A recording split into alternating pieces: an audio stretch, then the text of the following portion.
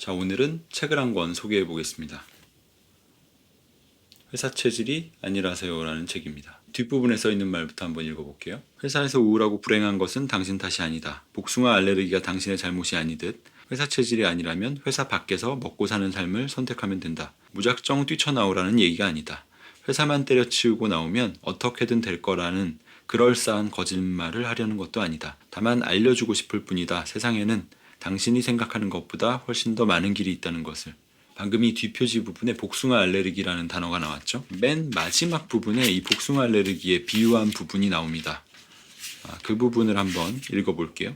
제목이 회사 체질이 아니라서요니까 이 체질에 대해서 얘기를 하는 거죠. 단호히 말하건대 체질은 잘못이 아니다. 복숭아 알레르기가 있는 사람에게 너는 어째서 복숭아를 만지면 두드러기가 나느냐고 따져 물을 수 없는 노릇이 아닌가. 만약 그가 생계 때문에 어쩔 수 없이 복숭아 과수원에서 일해야 한다면 당연히 남들보다 훨씬 힘이 들고 적응하기 어려울 것이다. 하지만 이것은 여전히 그의 잘못이 아니며 성격이나 능력이나 인내심의 문제라고 볼 수도 없다. 개인의 체질을 고려하지 않은 채 그저 복숭아 과수원에서 일하는 방법밖에 가르쳐주지 않는 우리의 답답한 현실을 생각하면 더더욱 그렇다. 내가 막판에 와서 이렇게 구구절절한 비유를 하는 까닭은 이 장의 제목이기도 한 프리랜서라고 자신을 소개했을 때 가장 많이 듣는 3가지 질문 중 첫 번째에 대답하기 위한 것이다. 단점들을 여러 가지 나열하고 있고요. 하지만 이 모든 단점을 포함해서 나는 지금 회사에 다닐 때보다 몇 배는 행복하다고 자신 있게 얘기할 수 있다. 행복은 대단한 보상에서 오는 것이 아니라고 생각한다. 물 빠진 청바지와 헐렁한 티셔츠를 입고 가벼운 에코백을 든 채 외출할 때면 답답한 정장과 꼭 끼는 하이힐에 짓눌려 허덕이던 내 몸이 고맙다고 얘기하는 것 같은 기분이 든다. 자, 두 번째 질문은 얼마나 벌어요? 라는 것인데 번역일이라는 게 얼마 버는지 좀 궁금했었는데 여기 나오더라고요. 작업의 난이도나 기한의 시급성에 따라 200자 원고지 1매당 3,500원에서 4,000원 사이의 단가가 책정이 된답니다.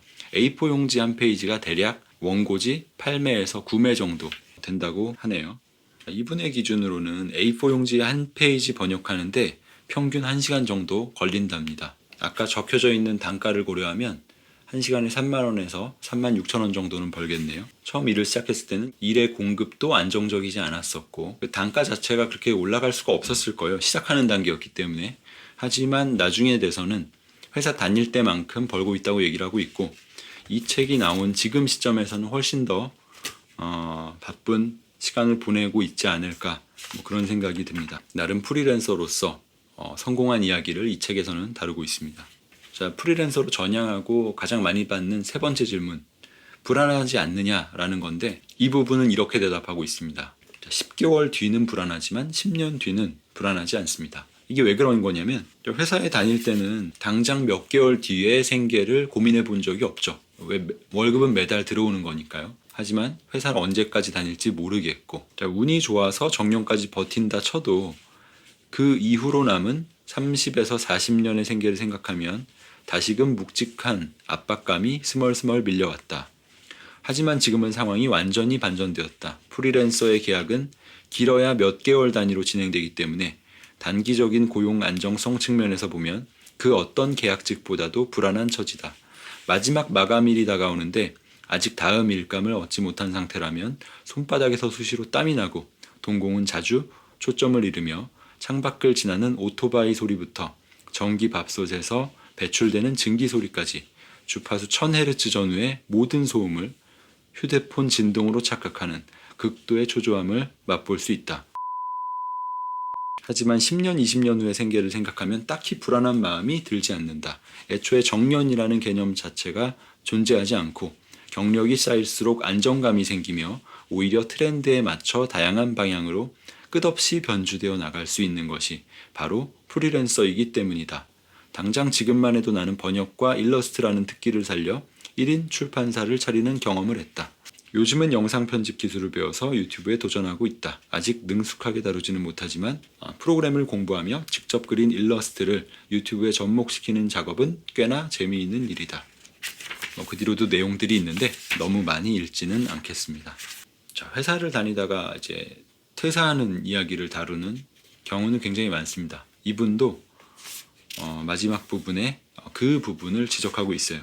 퇴사를 다룬 책은 이렇게나 많은데 어째서 퇴사 이외의 현실을 다룬 책은 하나도 없는 걸까? 이 책은 이 한 줄의 의문에서 시작되었다. 어떤 책에는 퇴사를 하고 세계 여행을 다녀온 이야기가 담겨 있었고 어떤 책에는 퇴사를 하고 1년 동안 누린 휴식기에 대한 내용이 담겨 있었다. 실제로 나는 그런 책들을 여러 권 구입해서 읽었고 여러 가지 부분에서 공감하기도 위로를 받기도 했다. 하지만 그런 책들을 덮을 때면 하나같이 이런 궁금증이 밀려왔다. 이 책을 쓴 분은 지금 어디서 무얼 하며 먹고 살고 있을까? 하마터면 열심히 살 뻔했다라는 책을 아십니까?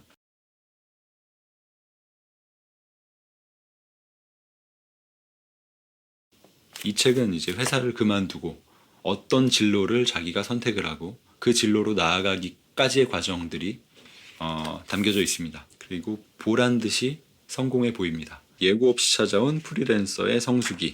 자, 그런데 두 번째 단행본을 마치고 겨우 한숨 돌리려는 찰나 바로 세 번째 단행본 번역이 들어왔고 그 뒤로도 네 번째, 다섯 번째, 여섯 번째 단행본이 연달아 들어왔다. 지금 이 순간에도 나는 단행본 두 권을 동시에 번역 중이다. 두 번째 단행본 의뢰 전화가 온 그날 이전의 프리랜서 생활이 좌절과 기쁨, 또 다른 좌절로 연결되는 에피소드로 가득했다면 그날 이후의 일상은 매일매일 비슷한 날들의 연속으로 기억된다. 비슷해서 지루한 나날이 아니라 비슷해서 행복한 그런 나날들로. 어떻게 보면 그저 버티다 보니 어느 순간 일이 풀렸다는 식의 우연한 결말로 비칠지도 모르겠다. 하지만 회사를 그만두고 프리랜서로 자리를 잡기까지 결코 짧지 않았던 그 시간 동안 내가 뛰어들었던 크고 작은 도전들을 생각하면 이 작은 성취가 그저 우연한 선물이라고만 여겨지지는 않는다. 사람들은 나를 프리랜서라고 부른다. 그보다 더 중요한 것은 이제 내가 자신을 프리랜서라고 당당히 소개할 수 있게 되었다는 사실이다. 나는 경제적으로 성공한 사람이 못 된다. 백화점 쇼윈도에 진열된 가방은 너무 비싸고 원고료를 받은 날 큰맘 먹고 들른 정육점에서는 한우 등심이 담긴 팩을 들었다 놨다 하다가 결국 호주산 갈비살을 계산대에 올려놓기 일수다. 하지만 나는 글을 쓰고 그림을 그리고 외국어로 된 책을 우리말로 옮기면서 생계를 유지한다. 종종 후배들을 만나면 기꺼이 밥을 사주고 좋아하는 작가의 신간소설이 나오면 당장 서점으로 달려가서 구입해 읽는다. 나는 3년 전 내가 그토록 바라던 회사 밖에서 먹고 살 수 있는 인간이 된 것이다. 비유를 재밌게 한 부분, 그걸 다시 일러스트로 그린 부분들, 그런 게 굉장히 많은데 이거를 다 보여드릴 수는 없죠. 저작권 문제도 있고. 자, 이 부분은 참 좋은 비유 같아요. 회사 전까지 나는 인생이 순서대로 도장을 찍어가는 커피숍 쿠폰 같다고 생각했다. 대학 도장 찍어주세요. 응, 다음은 취직 도장이야. 4년 뒤 취직했어요. 그래, 다음은 승진이다. 그 다음은 결혼, 출산, 내 집 마련. 저 근데 이거 다 찍으면 행복해지는 거 맞죠? 아닌데? 상품은 랜덤인데? 불행도 옵션에 있음. 뭐 이런 만화예요. 자, 이 표지 부분을 한번 자세히 봅시다. 자, 회사 생활을 하는 모습이겠죠? 그리고 프리랜서로서의 모습입니다. 여기 보시면 회사 때는 이랬었지라는 상상을 하고 있는 것 같아요. 시계를 자세히 봐주십시오. 자, 이게 10시인가요? 11시인가요? 여튼간에 자, 사무실의 바깥쪽이 어두운 걸 보면 지금 야근을 하고 있는 모습입니다. 야근할 때랑 비교했을 때 지금은 프리랜서로서의 행복한 삶을 누리고 있다.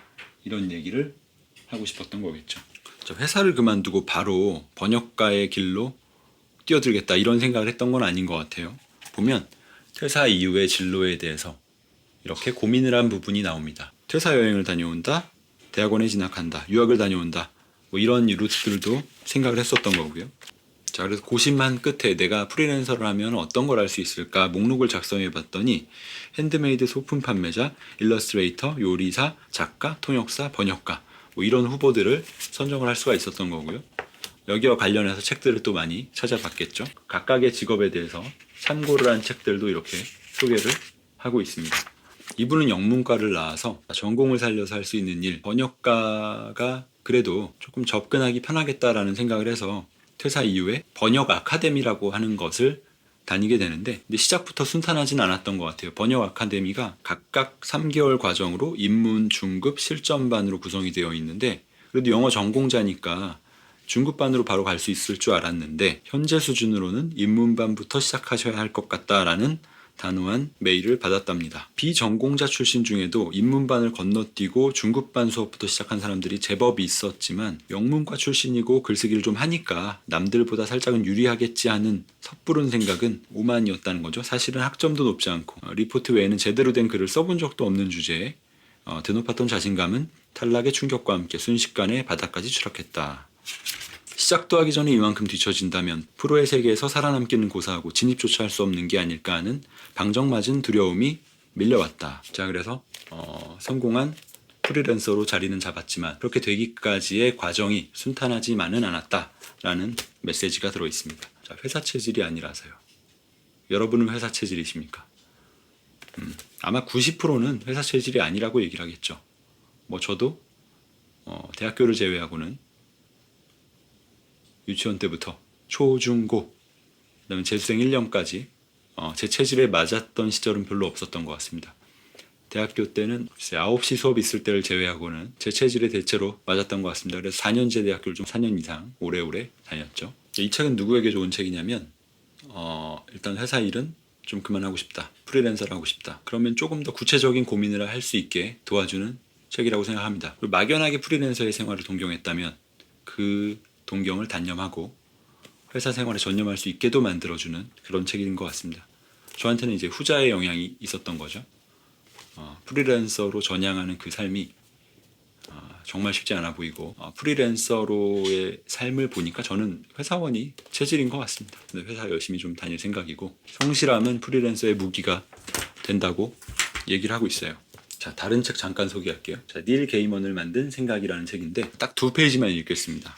나의 첫 책, 괄호 열고 돈을 벌려고 쓴 저널리즘에 관한 책이었고 계약금으로 이미 전동 타자기를 사버린 뒤였다. 괄호 닫고. 이 나의 첫 책은 베스트셀러가 됐어야 할 책이다. 그랬다면 돈을 많이 벌었을 텐데 초판이 다 팔리고 두 번째 판을 찍기 전, 그러니까 인세를 받기 전에 출판사만 망하지 않았더라도 그렇게 됐을 것이다. 하지만 나는 어깨를 으쓱했다. 내게는 여전히 전동 타자기가 있었고 두어 달치 집세를 낼 돈이 있었으니까 그때 나는 오로지 돈을 목적으로 글을 쓰지 않겠다고 결심했다. 돈을 위해 글을 썼다가 돈을 받지 못하면 아무것도 하지 않은 것이나 마찬가지니까 스스로 자부심을 느낄 수 있는 일을 하면 돈을 받지 못하더라도 최소한 그 작품은 내게 남을 것이기에. 프리랜서의 세계에서 사람들은 계속 일을 한다. 오늘날은 점점 더 프리랜서를 필요로 한다. 왜냐하면 그 사람들은 일을 잘한다. 같이 일하기 편하다. 마감에 맞춰 일을 끝낸다. 셋 다 갖고 있을 필요는 없다. 두 가지면 족하다. 사람들은 당신이 아무리 불쾌해도 참는다. 작품이 좋으면, 그리고 마감을 지키면. 마감을 어기더라도 당신을 용서한다. 작품이 좋으면, 그리고 내가 인간적으로 마음에 들면. 다른 사람들만큼 일을 잘하지 않아도 된다. 마감을 지키면, 그리고 당신 목소리를 듣는 게 언제나 즐거우면. 이 책도 더불어서 저는 재밌게 읽었습니다. 비슷한 시기에 산 두 책이 좀 프리랜서를 다루고 있어가지고 좀 연관이 있는 부분을 같이 한번 읽어봤습니다. 자, 오늘 영상은 여기까지 하겠습니다. 감사합니다.